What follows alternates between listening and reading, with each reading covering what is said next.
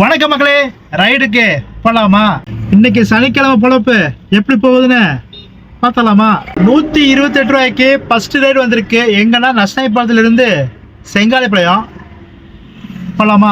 First ride முடிச்சு விட்டு வீட்டுக்கு வந்தாச்சு சாப்பிட்றதுக்கு. இன்னைக்கு காலை டிஃபன் வீட்டில் தான் மேகி.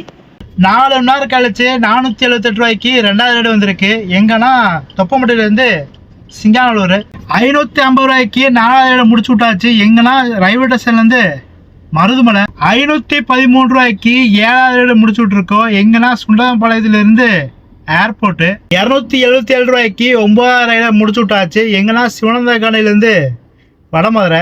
ஓகே மக்களே, இதை நான் க்ளோஸ் பண்ணிக்கிறேன். இன்னைக்கு டோட்டலாக 15 மணி நேரம் லாகின் பண்ணி 143 கிலோமீட்டர் வண்டி ஓடி இருக்கோம். இன்றைக்கி நம்ம எவ்வளோ சம்பாதிச்சிருக்கோம்னா 3146 ரூபா சம்பாதிச்சிருக்கோம். ஜிஎஸ்டி போக நம்ம கைக்கு எவ்வளோ இருக்குன்னா 2934 ரூபா வந்திருக்கு. இதில் ரிட்டர்ஸ் கமிஷன் எவ்வளோ போகுதுன்னா 582 ரூபா போகுது. இன்றைக்கி சிஎன்சி எவ்வளோ கிடச்சிருக்கோம்னா 546 கிடச்சிருக்கோம். இன்றைக்கி சாப்பாடு செலவு எதுவுமே இல்லை. அதனால் டோட்டல் எவ்வளோ வருதுன்னா 1028 ரூபா வருது.